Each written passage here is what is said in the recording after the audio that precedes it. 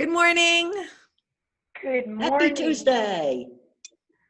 Hi, everybody. It's, let's see, let's consult. I don't know if everybody can see that. Can you see it? Yes. May 19th.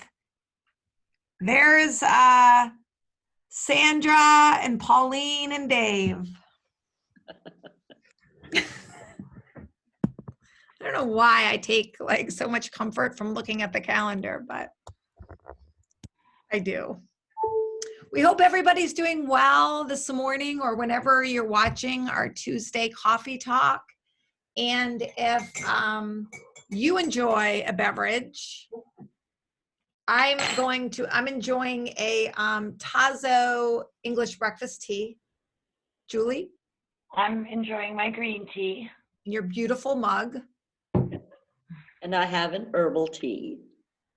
And if anyone at the center, if this is your mug and you want to like reclaim it, tell me, because I've been using this mug. Really appreciating it. So thank you. I haven't. I love that mug. Yeah, I don't know whose it is yet, but it's working real well for me. Good. Yeah. So here we are moving through May. And one of the nice things, and I know we're all enjoying this, is how the weather has gotten warmer, and it's supposed to be warmer all week. I saw that it's going to be like 80 on Thursday. Whoa. Yeah. What a treat.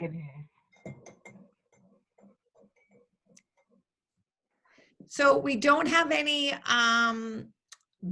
birthdays that we know of within our center family, our center community. But maybe what we'll start doing is and I don't know, Sandra, if you want to begin with birthday, or did you want someone else to do that? I can do the birthday. Okay. It's Malcolm X's birthday. He was born on this day in 1925.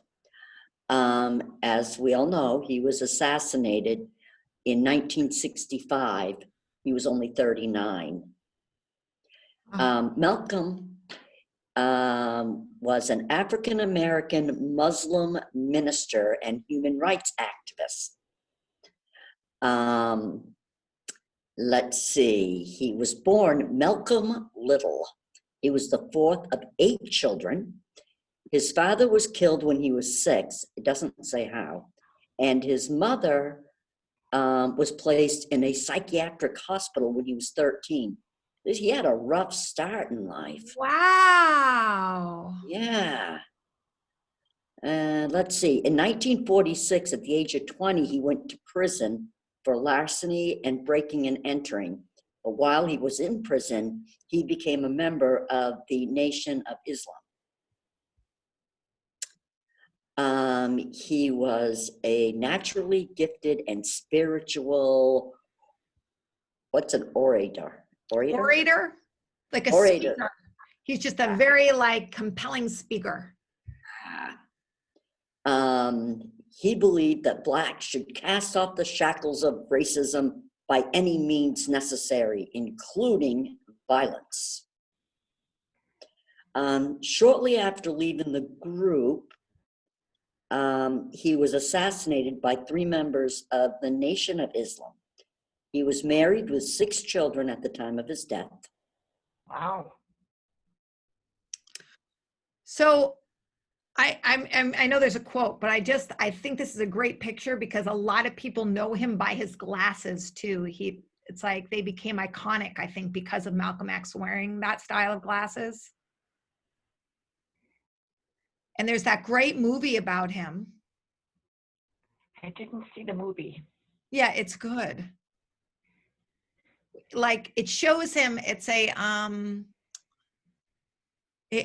nice portrayal. Like it doesn't romanticize him, but it shows like, you know, his intentions. Like I think he was sort of, because he wasn't a pacifist like Martin Luther King Jr., some people tend to like villainize him, like where his approach of saying it's okay to meet violence with violence wasn't something he was like necessarily happy about. But anyway, so it's an interesting movie. I have to try to watch that. I don't think I've ever seen it. His quote is, "Education is the passport to the future, for tomorrow belongs to those who prepare for it today." Mm.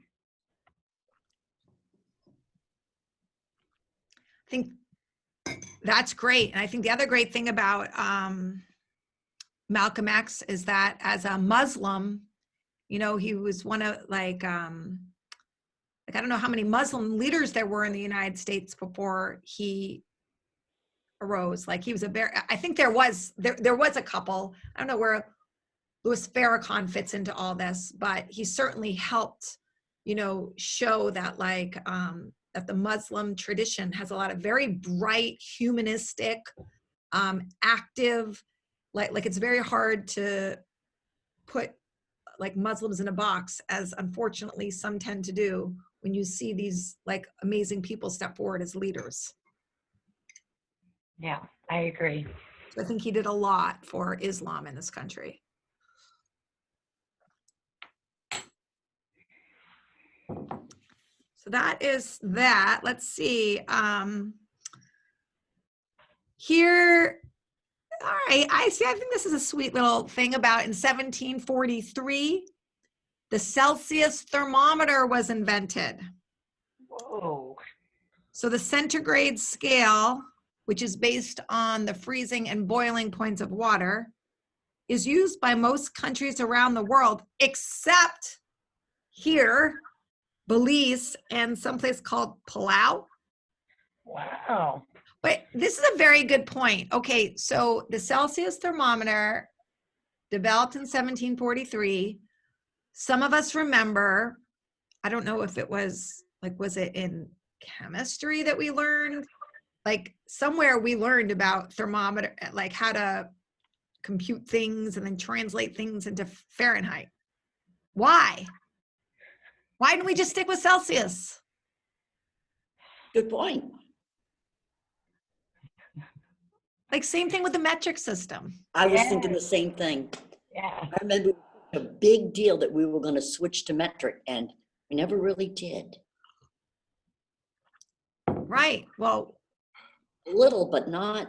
why don't we just keep the metric system, as I guess what I'm saying? I mean, we just have to be all different. United States of America, independence. That would make things more complicated. Right?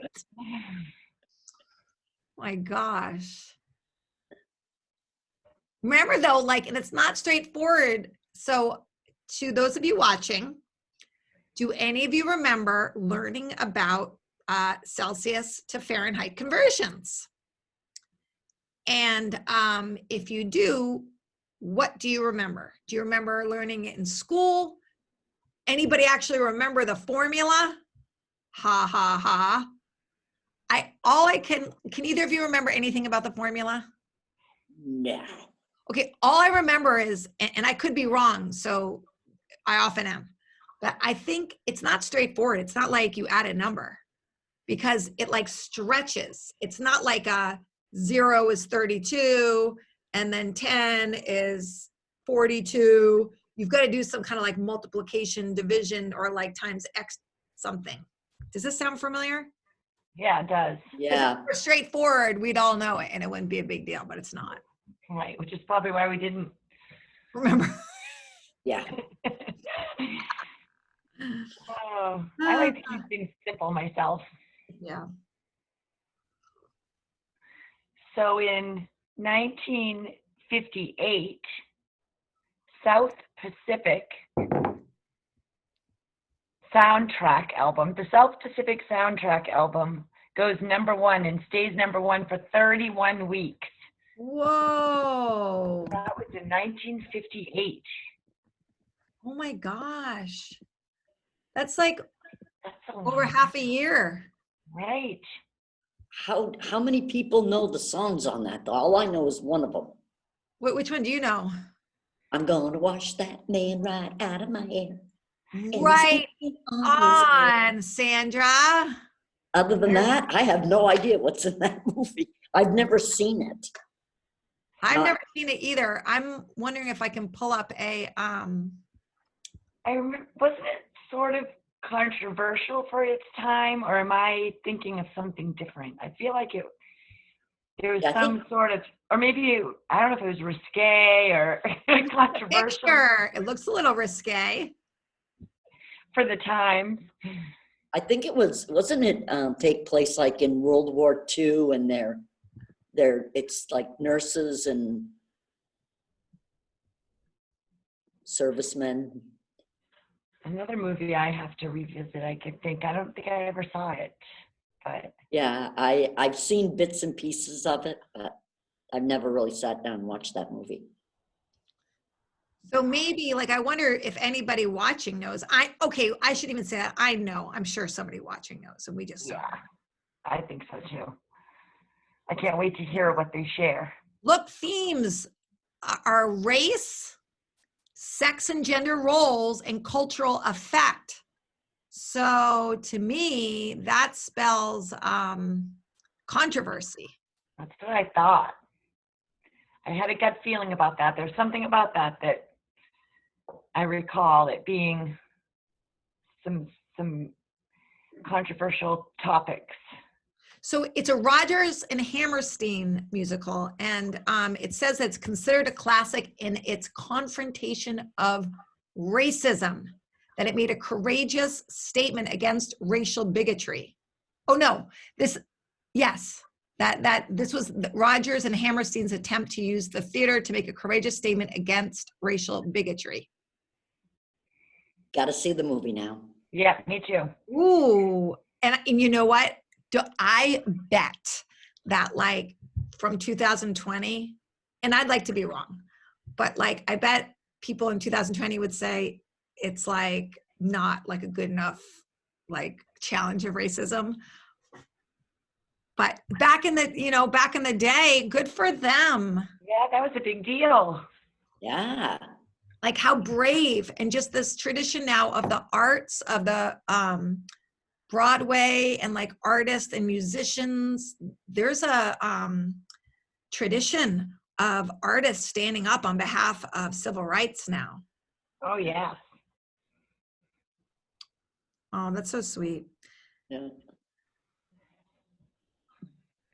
Oh, here's another controversy one. Marilyn Monroe performs her, this was in 1962, by the way.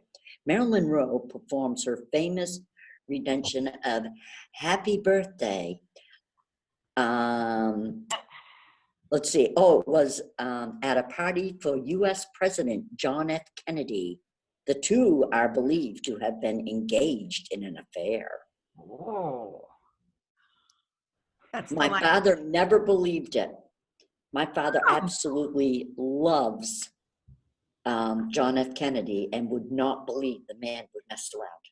Well, here's my question. I mean, how could they not prove it? I mean, it seems like you could prove something like that. So if it's not proven, Yeah. that helps me keep my mind open, because they prove everything with these presidents. Like everything's recorded. They have no time to themselves. No. Well, back then they might have. 62. How closely did they watch him back then? Well, and because it was so, that, like they say, such a sultry performance, it got everybody's, everybody's Yeah, but that was her style. personality, her style. Yeah. But I That's mean, what she would have done.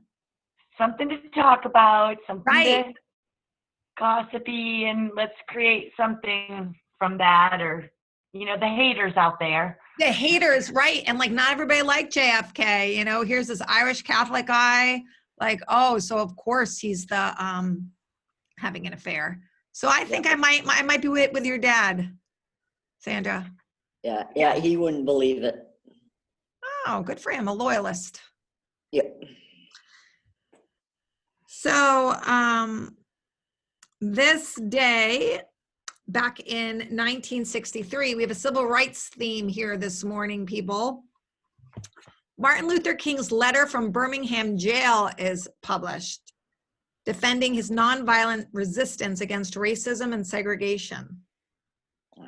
It became one of the central texts for the civil rights movement in the United States. Isn't that interesting? Yeah.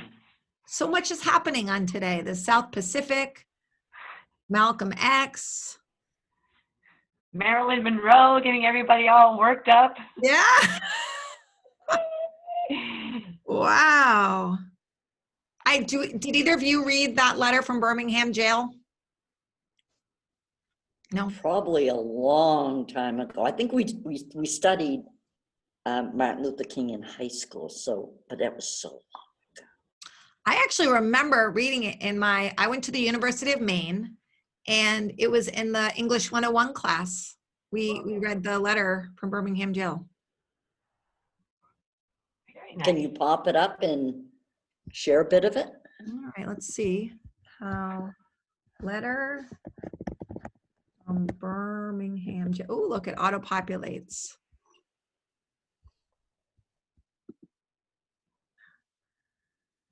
Oh, well, I mean, I'll show you. This is not a quick note. Right? Oh my. Oh, yeah. So Actually, why does that look familiar? I'm trying to just see how long it is. Whoa. He was a little winded. Well, he was another orator. And he wrote this from jail. Yeah.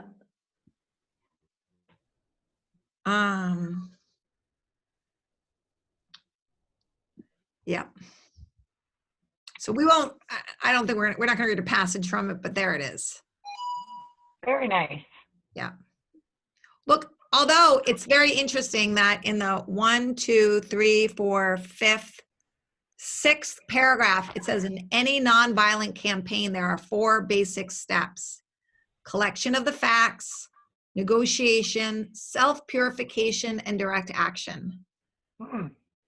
So it's it's nice because when we think about what's happening today, like how some people are protesting things, Right. about the most important step, collect the facts.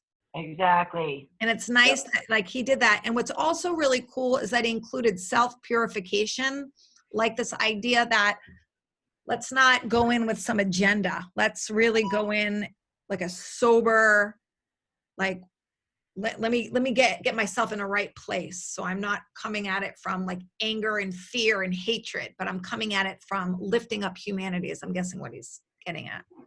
Yes, that's so good. Very smart man. Yeah. Let's see.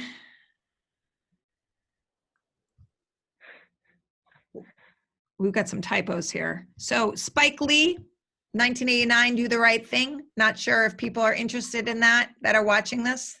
It's more of a, he's a contemporary director. But again, this whole civil rights thing, he doesn't address civil rights issues like in the same way. He's like, he just shows like families like living what life is like. And he's got really smart characters and helps everyone see that every family, no matter the color of your skin, that we're all the same. He's I think, a brilliant director. Mm. And This, then, this all reminds me of a book I read, actually I read it in high school, and I've read it a couple times since then. Ooh, I'm seeing a pause on the recording here. So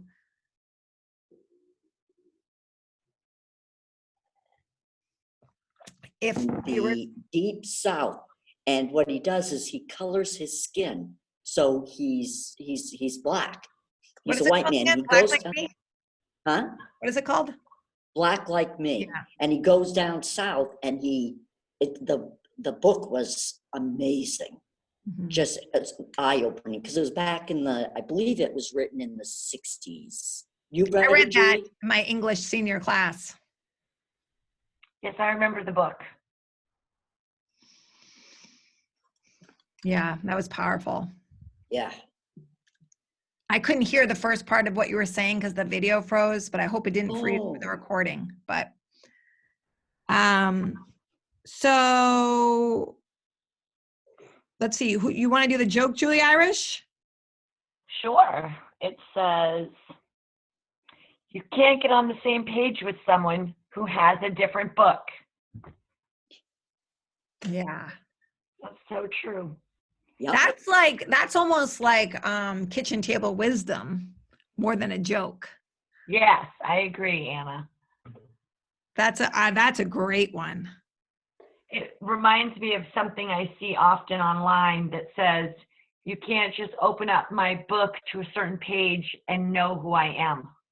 Oh, Oh, I yeah. like that. Yeah.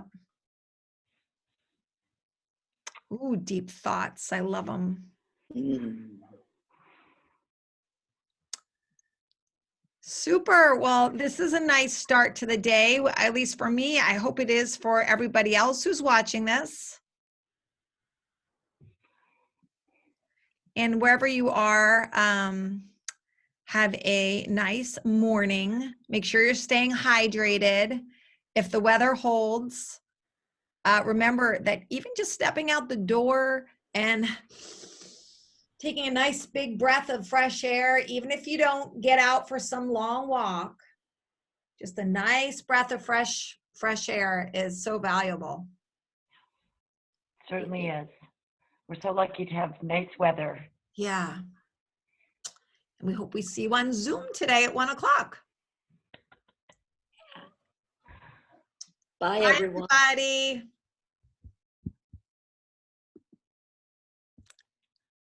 Oh, whoa.